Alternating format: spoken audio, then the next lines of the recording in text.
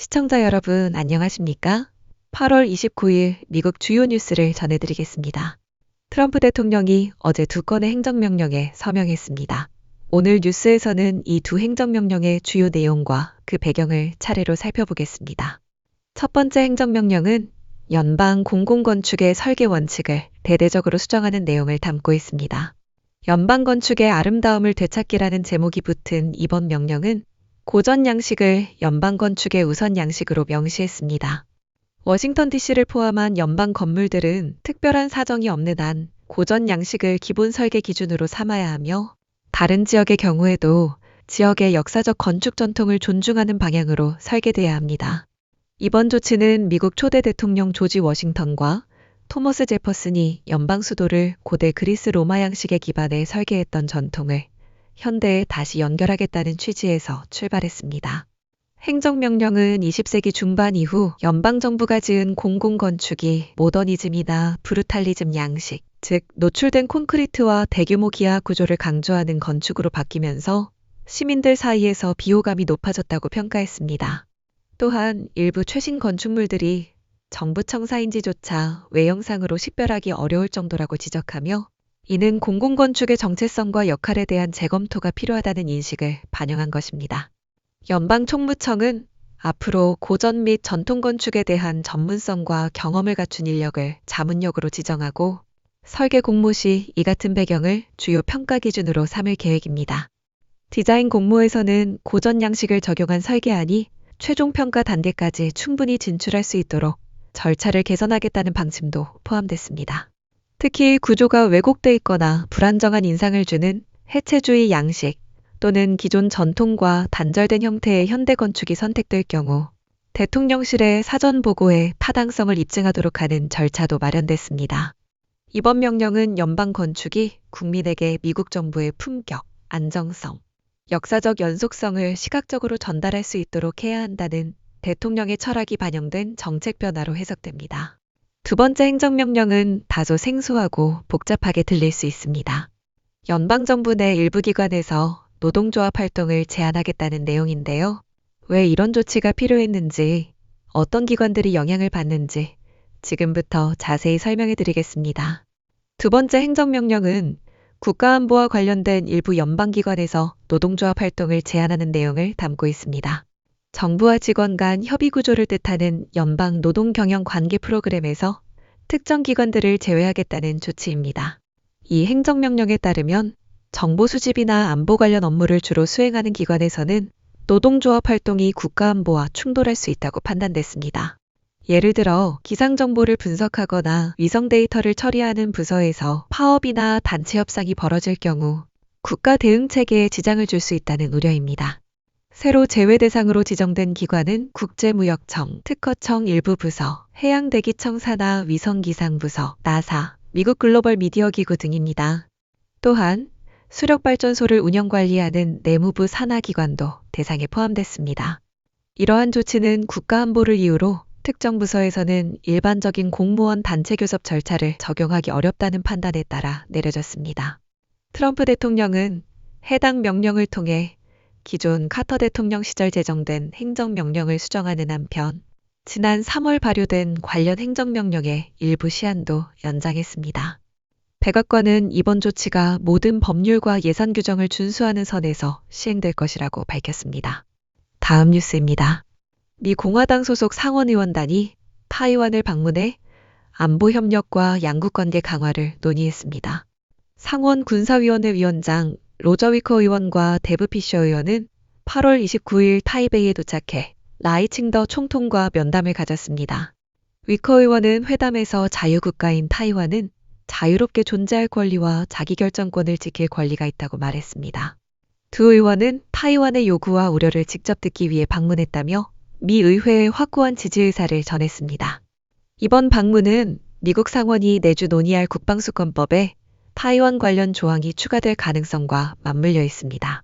위커 의원은 구체적인 내용은 밝히지 않았지만 올해 국방수권법은 타이완 관련 조항을 다시 강화하게 될 것이라고 말했습니다. 방문단에 동행한 피셔 의원은 출발 전 성명을 통해 미국의 지역 내 전략태세를 점검하고 동맹을 보호할 방안을 모색하겠다고 밝혔습니다. 중국 외교부는 이번 방문은 중국의 주권과 영토 보전을 훼손하며 타이완 독립 세력에 잘못된 신호를 보낸다고 비판했습니다. 베이징은 타이완을 자국 영토로 간주하고 있으며 미국과 타이완 간의 어떠한 공식 접촉도 강하게 반대하고 있습니다. 다음 뉴스입니다. 미국 정부가 유학생과 언론인 등 외국인 비자 체류 기간을 대폭 축소하는 방안을 예고하며 중국의 강한 반발을 불러일으켰습니다. 국토안보부는 28일 국가안보 강화를 이유로 FJI 비자 소지자의 체류 기간을 최대 4년으로 제한하고 중국 본토 언론인에겐 90일, 홍콩 마카오 출신에는 최대 240일까지만 체류를 허용하는 새 규정을 공개했습니다. 중국은 이번 조치가 양국 간 인적 교류를 위축시키고 미국 내 중국 국적자에 대한 차별을 부추길 수 있다며 우려를 표했습니다. 셰펑주미 중국 대사는 이날 워싱턴에서 열린 제2차 세계대전 참전 기념 행사에서 공포와 적대를 조장하기보다는 인민 간 우호를 확대해야 한다고 발언했습니다. 셰 대사는 또 협력의 목록을 더 길게 만들고 상호 신뢰를 회복하는 것이 지금 필요한 일이라고 강조했습니다. 미국은 최근 중국 유학생에 대한 비자 남용, 밀수 시도, 공산당 연계 등을 문제 삼으며 감시를 강화하고 있습니다. 앞서 트럼프 대통령은 중국 유학생 수용을 영광으로 생각한다고 밝히며 연간 60만 명까지 수용할 계획이라고 말했지만 실제로는 비자 취소가 급증하고 있습니다. 2023학년도에서 24학년도 기준 미국 내 중국 유학생 수는 약 30만 명으로 2019년 정점 대비 급감했으며 현재는 인도 유학생 수가 중국을 앞지른 상태입니다. 한편 양국은 현재 히토류 수출과 관세 완화 등을 중심으로 한 무역 협상에 나서고 있으나 이번 비자 개정안은 공식 의제에 포함되지 않은 것으로 알려졌습니다. 미 국무부는 최근 6천 건 이상의 외국인 학생 비자를 취소했다고 밝혔으며 5,500만 건의 비자 소지자에 대한 추가 심사도 검토 중입니다. 다음 뉴스입니다. 트럼프 대통령이 카멀라 해리스 전 부통령에 대한 연방 비밀경호국 보호를 전격 철회했습니다. CNN의 오늘자 보도에 따르면 트럼프 대통령은 국토안보부 장관 앞으로 보낸 공식 서한에서 해리스 전 부통령에 대한 모든 비공개 경호 지시를 9월 1일부로 중단하라고 지시했습니다. 전직 부통령은 법률상 퇴임 후 6개월간 비밀 경호를 받을 수 있으며 해리스의 경호는 조 바이든 전 대통령의 서명으로 1년 추가 연장된 상태였습니다. 그러나 이 조치는 바이든 대통령 재임 말기에 비공개로 결정된 것이며 최근 CNN이 이 내용을 확인하면서 처음으로 공개됐습니다. 트럼프 대통령의 이번 결정은 해리스 전 부통령이 대선 출마 경험을 담은 회고록 107일 출간을 앞두고 전국 북투어를 준비 중인 가운데 이뤄졌습니다. CNN은 해리스 측이 비밀경호국의 헌신과 전문성에 깊이 감사한다는 공식 입장을 밝혔지만 일부 보좌진은 위협정보 접근권 상실에 우려를 표하고 있다고 전했습니다. 또한 개빈 뉴섬 캘리포니아 주지사와 캐런 베스 로스앤젤레스 시장이 해당 상황에 대한 정보를 공유하고 필요한 보호 조치가 이행될 수 있도록 논의 중이라고 전했습니다. 뉴섬 주지사 대변인은 성명을 통해 공직자의 안전은 일관된 기준에 따라 보장돼야 한다는 입장을 밝혔습니다. 전직 부통령의 경우 연방 법률에 따라 퇴임 후 6개월간 비밀경호국의 경호를 받을 수 있으며 대통령의 결정에 따라 이 기간은 연장될 수 있습니다. 다음 뉴스입니다. 올해는 미국 역사상 가장 치명적이었던 자연재해 중 하나, 허리케인 카트리나가 발생한 지 20년이 되는 해입니다. 2005년 8월 29일 카트리나는 루이지애나주 뉴올리언스를 강타하며 미국 남부 지역을 초토화시켰습니다. 초기에 플로리다의 1등급으로 상륙했던 카트리나는 멕시코만에서 세력을 키워 루이지애나와 미시시피 해안에 3등급 강도로 재상륙했습니다. 폭우와 강풍도 거셌지만 진짜 참사는 제방 붕괴로 시작됐습니다. 뉴올리언스를 둘러싼 50개 이상의 제방이 무너지면서 도시의 약 80%가 순식간에 물에 잠겼습니다. 수많은 주민들이 옥상과 고속도로 위에 고립됐고 뉴올리언스 슈퍼돔에는 식수와 전기 없이 며칠간 갇힌 사람들이 구조를 기다려야 했습니다.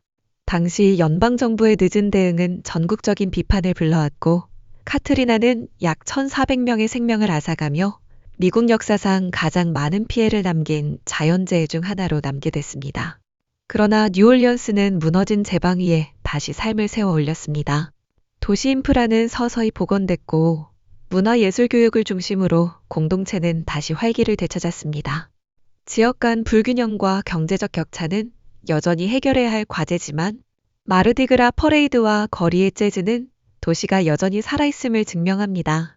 무엇보다도 당시 모든 주에서 자발적으로 내려온 자원봉사자들과 이웃들의 손길은 회복의 진정한 시작점이었습니다. 카트리나는 한 도시의 고통이 온 국민의 연대와 회복으로 이어질 수 있음을 보여준 역사적인 순간으로 기억되고 있습니다. 마지막 뉴스입니다. 미국이 오늘부터 노동절 연휴에 들어갔습니다. 노동절은 매년 9월 첫째 월요일로 근로자의 권익과 헌신을 기리기 위해 지정된 연방 공휴일입니다. 이 기념일은 1882년 뉴욕에서 열린 첫 노동자 퍼레이드를 계기로 시작됐으며 이후 노동운동이 전국으로 확산되면서 1894년 그로버 클리블랜드 대통령에 의해 공식 연방 공휴일로 제정됐습니다. 산업화 시대에 장시간 저임금 노동에 시달리던 노동자들이 권리를 외치며 거리로 나섰던 역사가 오늘날의 노동절로 이어진 것입니다. 이날은 미국 전역에서 퍼레이드와 지역 행사를 통해 노동의 가치를 되새기는 시간으로 자리 잡고 있습니다. 오늘 하루 많은 기업과 관공서가 문을 닫고 시민들은 가족 친지와 시간을 보내며 휴식을 즐기고 있습니다. 정치권과 노동단체는 노동자의 처우 개선과 임금 인상을 촉구하는 메시지를 잇따라 발표했습니다. 대형마트와 온라인 쇼핑몰은 노동절 특가 행사를 시작하며 쇼핑 수요를 겨냥하고 있습니다. 노동절은 여름 시즌의 비공식적인 마무리로 여겨지며 이 시기 여행과 야외 활동이 크게 늘어나는 것도 특징입니다. 오늘날 노동절은 휴식 이상의 의미를 지니며 미국 사회를 이루는 수많은 노동자들의 땀과 책임을 돌아보게 하는 날로 자리 잡고 있습니다. 이상으로 오늘의 뉴스를 마칩니다. 시청해주셔서 감사합니다.